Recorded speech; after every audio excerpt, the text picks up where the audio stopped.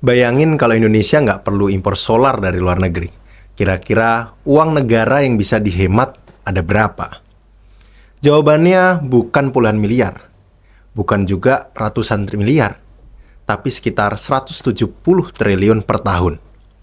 Dan itulah alasan kenapa pemerintah resmi meluncurkan B50, sebuah kebijakan yang mungkin kelihatannya cuma soal bahan bakar, padahal dampaknya bisa sampai ekonomi, petani sawit, industri, bahkan posisi Indonesia di dunia. Tapi, apa sebenarnya B50 itu? Kenapa sekarang angkanya jadi B50? Apakah mobil kita aman pakai B50? Dan benarkah Indonesia masih bisa benar-benar berhenti impor solar? Mari kita diskusikan.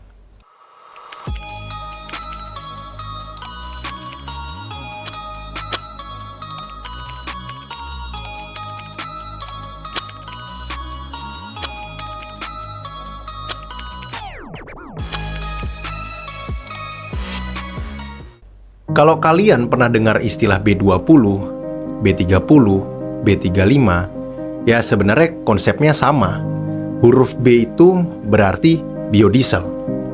Sedangkan angkanya menunjukkan persentase biodiesel yang dicampurkan ke solar. Misalnya, B35 berarti 35% biodiesel dan 65% solar. Nah sekarang, Indonesia naik kelas menjadi B50. Artinya, 50% bahan bakarnya berasal dari biodiesel, sementara 50% lainnya masih menggunakan solar.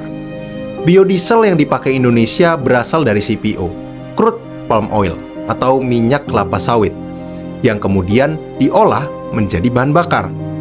Jadi, sederhananya, Indonesia sedang berusaha mengganti sebagian bahan bakar fosil dengan bahan bakar yang diproduksi sendiri.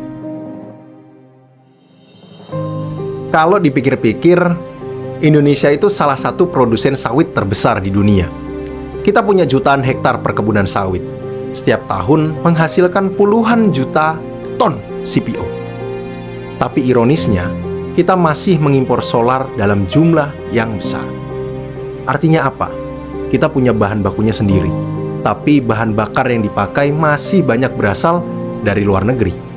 Nah, pemerintah ingin mengubah kondisi itu dengan B50. Dengan B50, permintaan biodiesel dalam negeri pasti akan meningkat. Artinya, hasil sawit Indonesia lebih banyak diserap di dalam negeri.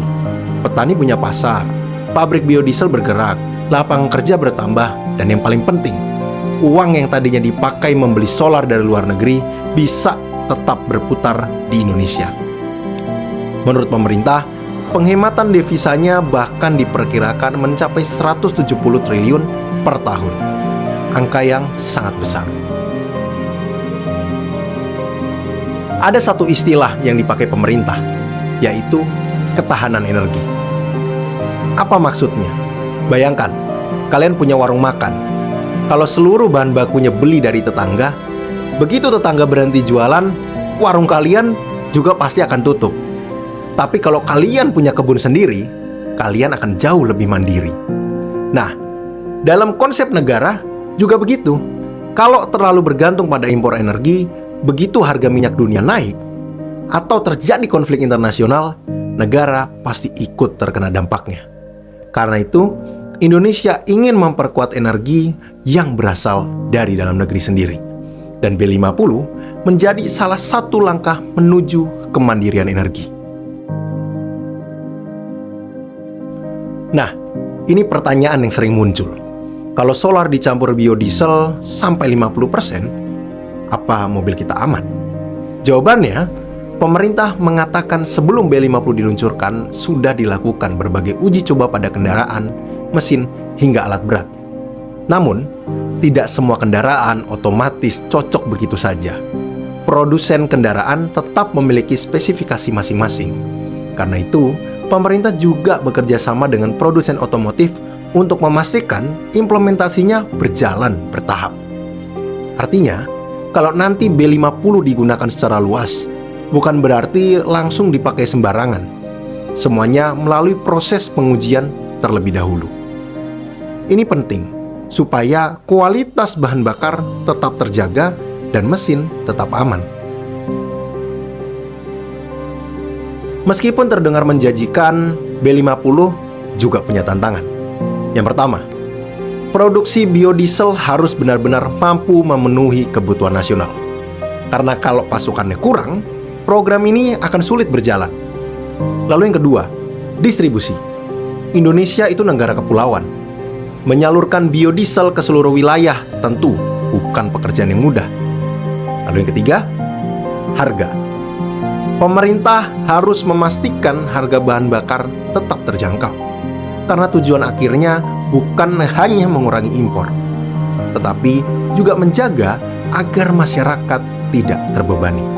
Dan tentu saja, program sebesar ini membutuhkan koordinasi antara pemerintah, Pertamina, industri biodiesel, produsen kendaraan, hingga petani sawit.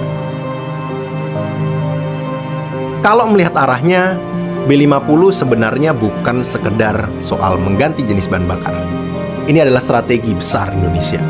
Mulai dari mengurangi impor, menghemat devisa, memanfaatkan kekayaan alam sendiri, meningkatkan nilai tambah sawit, sampai memperkuat ketahanan energi nasional. Apakah semua tantangannya sudah selesai? Tentu belum. Masih banyak pekerjaan rumah yang harus dibuktikan lewat implementasi di lapangan. Tapi satu hal yang jelas, Indonesia sedang mencoba mengurangi ketergantungan terhadap energi impor dan memanfaatkan sumber daya yang dimiliki sendiri. Kalau program ini berhasil, bukan cuma negara yang diuntungkan, petani sawit, industri dalam negeri, hingga perekonomian nasional juga bisa ikut merasakan dampaknya. Nah, menurut kalian gimana? Apakah B50 adalah langkah yang tepat menuju kemandirian energi? Atau justru masih ada tantangan yang harus diselesaikan? Coba tulis pendapat kalian di kolom komentar. Kalau suka pembahasan seperti ini, jangan lupa like, komen, subscribe, dan bagikan video ini supaya makin banyak anak muda yang paham isu-isu penting yang sedang terjadi di Indonesia. Sampai ketemu di video berikutnya.